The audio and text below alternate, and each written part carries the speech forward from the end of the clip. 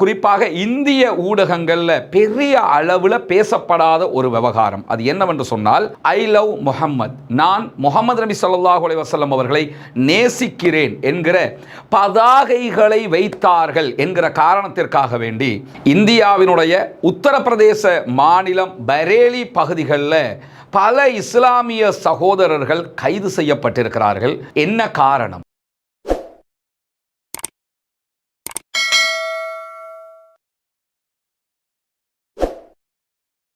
அன்பிற்கினிய சகோதர சகோதரிகளே, நம் அனைவர் மீதும் ஏக இறைவனுடைய அமைதியும் கருணையும் உண்டாகட்டுமாக என்கிற பிரார்த்தனைகளோடு இன்றைய நாளில் நாம் பார்க்க இருக்கிற ஒரு முக்கியமான விவகாரம் என்னன்னா, கடந்த செப்டம்பர் மாதம் 4ஆம் தேதி முதலாக சர்வதேச ஊடகங்களில் மிக காரசாரமாக பேசப்படுகிற ஒரு விவகாரம், குறிப்பாக இந்திய ஊடகங்கள்ல பெரிய அளவில் பேசப்படாத ஒரு விவகாரம் அது என்னவென்று சொன்னால் ஐ லவ் முஹம்மத், நான் முஹம்மது நபி ஸல்லல்லாஹு அலைஹி வஸல்லம் அவர்களை நேசிக்கிறேன் என்கிற பதாகைகளை வைத்தார்கள் என்கிற காரணத்திற்காக வேண்டி இந்தியாவினுடைய உத்தரப்பிரதேச மாநிலம் பரேலி பகுதிகளில் பல இஸ்லாமிய சகோதரர்கள் கைது செய்யப்பட்டிருக்கிறார்கள். அவர்கள் மீது வழக்கு தொடுக்கப்பட்டிருக்கிறது. 22 எஃப்ஐஆர்கள் பதிவு செய்யப்பட்டிருக்கிறது. இந்த 22க்குள்ள 2000க்கு மேற்பட்டவர்கள் குற்றம் சாட்டப்பட்டிருக்கிறார்கள். என்ன காரணம்? ஐ லவ் முஹம்மத், முஹம்மதை நான் நேசிக்கிறேன் என்பது உலகத்தில் எங்கேயாவது ஒரு குற்றமான விவகாரமா? அது கைது செய்கிற குற்றமா என்பதுதான் இங்கு இருக்கக்கூடிய மிக முக்கியமான கேள்வி. என்ன நடந்தது? செப்டம்பர் 4ஆம் தேதி உத்தரப்பிரதேச மாநிலம் என்பது இந்தியாவினுடைய அதிகமான மக்கள் தொகையை கொண்ட ஒரு மாநிலம். குறிப்பாக இந்தியாவில் சென்ட்ரல்ல மத்தியில் ஆட்சியை ஏற்படுத்த போவது யார் என்பதை தீர்மானிக்கிற ஒரு மாநிலமாகவே இந்த உத்தரப்பிரதேச மாநிலம்தான் காணப்படுகிறது. தற்போது உத்தரப்பிரதேச மாநிலத்தினுடைய முதலமைச்சராக யோகி ஆதித்யநாத் என்கிற இந்து மதத்தை சேர்ந்த ஒரு சாமியார் ஆட்சி பீடத்திலே இருக்கிறார். இவர் ஆட்சிக்கு வருவதற்கு முன்பதாகவும் ஆட்சிக்கு வந்ததற்கு பின்னரும் கூட பலவிதமான சர்ச்சைகளும் இஸ்லாமியர்கள் மீதான விமர்சனங்களும் கடுமையான நிகழ்வுகளும் சர்வதேச அளவில் பேசப்படக்கூடிய ஒன்றாக மாறிப்போயிருப்பதை நம்ம தினம்தோறும் பார்க்க முடியும். குறிப்பாக புல்டோசர் தாக்குதல்கள் என்கிற ஒன்று யோகி ஆதித்யநாத்தினுடைய அரசாங்கத்துக்கு கீழாக மிகவும் உக்கிரமாக நடத்தப்படுகிற ஒன்றாக மாறியிருக்கிறது. அவருடைய அரசாங்கத்தில் இஸ்லாமியர்கள் மீது ஏதாவது ஒரு குற்றச்சாட்டு முன்வைக்கப்பட்டால் அவர்களுடைய வீடுகள், அவர்களுடைய தொழிற்துறைகள், அவர்களுடைய கட்டிடங்கள் எது இருந்தாலும் அவைகள் புல்டோசர் கொண்டு அடித்து நொறுக்கப்படும், அழிக்கப்படும். இப்படி அழிக்கப்படுவதனால் என்ன லாபம் யாருக்குன்னு பார்த்தீங்கன்னு சொன்னால், ஒருவர் ஒரு குற்றம் சாட்டப்படுகிறார் என்பதற்காக அவரை கைது செய்து வைப்பது என்பது ஒரு விதமான விவகாரம் என்று சொன்னால், அவருடைய தொழில், அவருடைய வீடு, அவருடைய கட்டிடங்கள் எதுவெல்லாம் சொத்துன்னு இருக்கிறதோ இதையெல்லாம் அழித்து விட்டோம் என்று சொன்னால் அவர் மீண்டும் நடுரோட்டுக்கு வந்து விடுவார். இதைத்தான் யோகி ஆதித்யநாத்தினுடைய அரசாங்கம் செய்து வருகிறது என்பதை சாதாரணமாகவே நம்ம பார்க்க முடிகிறது. சரி, செப்டம்பர் 4ஆம் தேதி என்ன நடந்தது என்பதை அல் ஜசீராவினுடைய அரபு ஆங்கில பக்கங்கள் நேரடியாக ரிப்போர்ட்டிங் பண்ணியிருக்கிறாங்க. அல் ஜசீராவினுடைய பத்திரிகையாளர்கள் நேரடியாக உத்தரப்பிரதேசத்திற்கு சென்று தொகுத்த செய்திகளை ஒரு மிக நீண்ட ஆர்டிக்கலாக தங்களுடைய பக்கங்களில் வெளியிட்டிருக்கிறாங்க. அதிலே வரக்கூடிய செய்திகளை தான் இந்த இடத்துல நாமும் பார்க்க இருக்கிறோம்.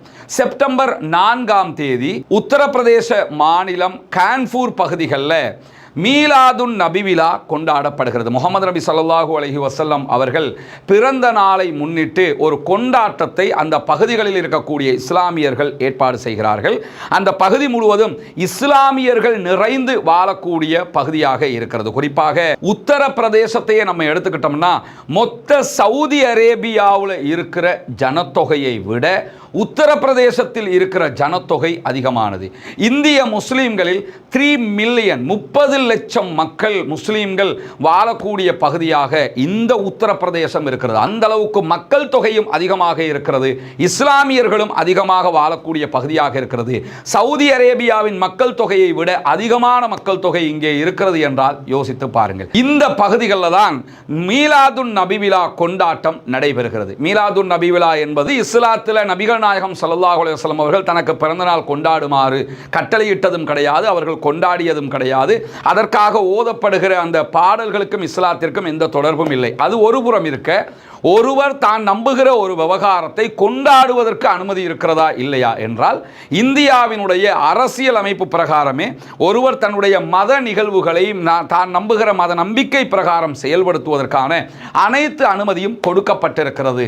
இதே நேரத்தில் ஐ லவ் முஹம்மத் என்பது ஒரு தவறான விவகாரமா, தேச துரோக குற்றமா என்பதுதான் இந்த மக்களுக்காக ஆஜராகக்கூடிய சட்டத்தரணி நீதிமன்றத்தில் எழுப்பியிருக்கக்கூடிய கேள்வியாகவும் இருக்கிறது. மீலாதுன் நபி விழாவை கொண்டாடுகிறார்கள், முஹம்மது நபி ஸல்லல்லாஹு அலைஹி வஸல்லம் அவர்களை நேசிக்கிறோம் என்கிற அந்த தொனிப்பொருள் ஐ லவ் முஹம்மது என்று சொல்லி ஒரு LED பேனல்ல காட்சிப்படுத்துறாங்க. ஐ லவ் முஹம்மது என்று அதில் எழுதப்பட்டிருக்கிறது. ரெட் கலர்ல இதயம் காட்சிப்படுத்தப்பட்டிருக்கிறது. அன்பை காட்டுவதற்காக இதயத்தை வெளிப்படுத்துவது என்பது சாதாரண விவகாரம். அந்த ஒரு விவகாரத்தை தான் அதிலேயும் அவங்க செயல்படுத்தி இருந்தாங்க. இதனை காட்சிப்படுத்தியதற்காக உடனடியாக காவல்துறை நடவடிக்கை எடுக்கிறது. 9 சகோதரர்கள் கைது செய்யப்படுகிறார்கள். அந்த பகுதியைச் சேர்ந்த ஒரு ஆலிமும் கைது செய்யப்படுகிறார். இந்த கைதுகளை தொடர்ந்துதான் இந்த விவகாரம் சூடுபிடிக்கிறது. கைது செய்யப்பட்ட சகோதரர்கள் மீது இன நல்லுறவை சீர்குலைப்பது, மதங்களுக்கு இடையிலான வெறுப்பு பேச்சுக்களை பேசுவது உள்ளிட்ட சில குற்றச்சாட்டுகள் முன்வைக்கப்பட்டுத்தான் காவல்துறை நடவடிக்கைகளை எடுக்கிற போது செப்டம்பர் 21ஆம் தேதி இத்திஹாதே மில்லத் கவுன்சில் IMC என்கிற ஒரு அமைப்பு ஒரு போராட்டத்தை அறிவிக்கிறது காவல்துறையினுடைய இந்த செயல்பாடுகளுக்கு எதிராக. உத்தரப்பிரதேசம் பரேலி பகுதியில் இருக்கக்கூடிய பரேலவி இயக்கத்தின் ஸ்தாபகராக இருக்கக்கூடிய அஹமது ரஸா கானினுடைய வழித்தோன்றலாக சொல்லப்படக்கூடிய மௌலானா தௌஹீர் ரஸான் கான் தலைமையில் தான் இந்த ஆர்ப்பாட்ட அறிவிப்பு விடுக்கப்படுகிறது. மௌலானா தௌஹீத் ரஸா கான் நேரடியாக ஆர்ப்பாட்டத்தில் பங்கெடுப்பதாகவும் 21ஆம் தேதி வெள்ளிக்கிழமை ஒரு மசூதிக்கு முன்னால் இருக்கக்கூடிய கிரவுண்ட்ல எல்லோரும் ஒன்றிணையுங்கள் என்கிற அறிவிப்பையும் மௌலானா தௌஹீத் ரஸா கான் தலைமையிலான குழு அறிவித்தலாக விடுக்கிறது. ஆரம்பத்தில் இந்த அறிவிப்புக்கு பிறகு அவர்களுக்கான தடை விதிக்கப்படுகிறது. ஆர்ப்பாட்டத்திற்கு பிறகு செப்டம்பர் 26ஆம் தேதி ஒரு பள்ளிவாயலுக்கு முன்பதாக இந்த ஆர்ப்பாட்டம் நடத்தப்படுகிறது. ஆரிய முஸ்லிம் மக்கள் திரள் ஒன்று சேர்ந்த ஒரு ஆர்ப்பாட்டமாக இந்த ஆர்ப்பாட்டம் நடத்தப்பட்டதற்கு பிறகு ஆர்ப்பாட்டத்தில் கலந்து கொண்டவர்கள் மீது போலீசார் தடியடி நடத்துகிறார்கள். அதிலே கலந்து கொண்ட பல மக்களை போலீசார் கைது செய்கிறார்கள்.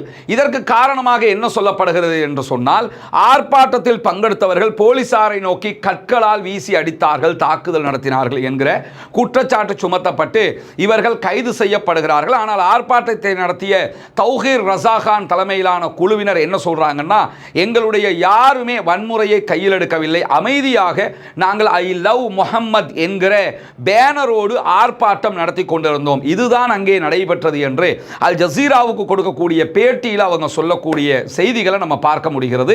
இப்படியான சூழல்ல தான் உத்தரப்பிரதேசத்தினுடைய முதல்வர் யோகி ஆதித்யநாத் இது தொடர்பான செய்திகளை பேசும்போது யாருடைய பெயரையும் சொல்லாமல், IMCயினுடைய பெயரை சொல்லவும் இல்லை, மௌலானா தௌஹீர் ரஸா கானுடைய பெயரை சொல்லவும் இல்லை, யாருடைய பெயரையும் சொல்லாமல் இந்த நாட்டுக்குள் குழப்பத்தை உண்டாக்க சில பேர் முயற்சி செய்கிறார்கள், அவர்கள் மீது சட்டம் கடுமையான நடவடிக்கை எடுக்கும் என்றெல்லாம் சம்பந்தமே இல்லாமல் என்ன பிரச்சனைங்கிறதை புரியாமல் அவர் பேசுகிறாரு என்கிறது அல் ஜசீராவினுடைய செய்தி அறிக்கை. இதை தாண்டி உத்தரப்பிரதேச அரசாங்கத்திற்கு எதிராக உச்சநீதிமன்றம் இந்தியாவினுடைய ஒரு தீர்ப்பையும் வழங்கி இருப்பதாக அல் ஜசீரா சுட்டிக்காட்டுகிறது.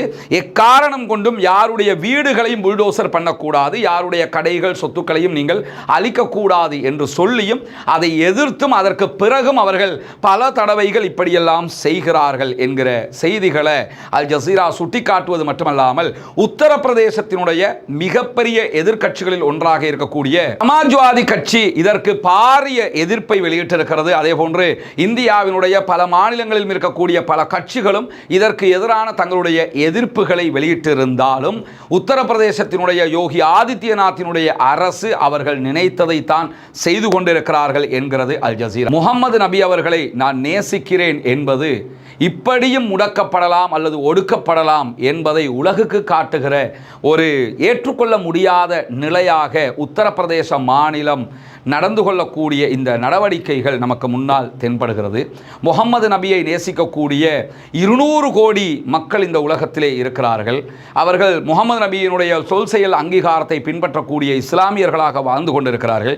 முஹம்மது நபியை ஏற்றுக்கொண்ட ஒரே காரணத்திற்காக இப்படியான துன்பங்களை எல்லாம் அவர்கள் சந்திக்கிறார்கள் என்பதையும் நம்ம பார்க்க முடிகிறது. எது எப்படி போனாலும் முகமது நபி அவர்கள் சொன்ன வார்த்தைகள், முகமது நபி அவர்கள் கற்றுத்தந்த நல்லொழுக்கங்கள், முகமது நபி அவர்கள் இந்த உலகுக்கு தந்திருக்கக்கூடிய திருமறை குர்ஆன் அனைவருடைய உள்ளத்துக்குள்ளும் நுழைந்து கொண்டுதான் இருக்கிறது என்பதை கண்ணுக்கு முன்னாடி நம்ம பார்த்துக்கிட்டு இருக்கிறோம். திருமறை குர்ஆனுடைய கருத்துக்கள் பல மக்களாலும் கவரப்பட்டு கொண்டிருக்கிறது. ஒவ்வொரு நாளும் இஸ்லாத்தை நோக்கி வரக்கூடிய மக்களுடைய எண்ணிக்கையை நம்ம அதிகரிப்பதை பார்த்து கொண்டே இருக்கிறோம். எனவே நபிகள் நாயகம் ஸல்லல்லாஹு அலைஹி வஸல்லம் அவர்கள் யார், அவர் எப்படிப்பட்டவர் என்பதை தெரிந்து கொள்ள விரும்புகிற மாற்று கருத்துள்ள என்னுடைய தொப்புள் கொடி உறவுகளாக இருக்கக்கூடிய சகோதரர்கள், தி 100 என்கிற பெயர்ல மைக்கேல் ஹெச் ஹார்ட் அவர்கள் எழுதிய 100 புரட்சியாளர்களுடைய வரலாற்று புத்தகத்தை எடுத்து பாருங்கள். அதிலே முதல் நபராக முகமது நபி ஸல்லல்லாஹு அலைஹி வஸல்லம் அவர்கள் தான் சேர்க்கப்பட்டிருக்கிறார்கள். எதற்காக அவர்கள் முதன்மை நபராக சேர்க்கப்பட்டார்கள் என்பதை மைக்கேல் ஹெச் ஹார்ட் என்கிற கிறித்தவ நண்பர் எழுதியிருக்கக்கூடிய இந்த புத்தகமே நமக்கு மிகப்பெரிய சான்றாக பார்க்க முடியும். இதை தவிர்த்து நபிகள் நாயகம் ஸல்லல்லாஹு அலைஹி வஸல்லம் அவர்கள் தொடர்பாக மிக நீண்ட குறுகிய அளவிலான பல புத்தகங்களும் இருக்கிறது. அந்த புத்தகங்களை பார்க்கிற போது நீங்களும் முகமது நபி அவர்களை நேசிப்பதை விட்டு தவிர்ந்து கொள்ள மாட்டீர்கள் என்பதை உங்களுடைய உள்ளம் சொல்லும். இன்ஷா அல்லாஹ் அனைவரும் அன்பு பாராட்டுவோமாக, அன்பை பெருக்குவோமாக. ஐ லவ் முஹம்மத் என்கிற வார்த்தைகளோடு முடித்துக் கொள்கிறேன். வாஹிர் தஅவானா அல்ஹம்துலில்லாஹி ரப்பில் ஆலமீன்.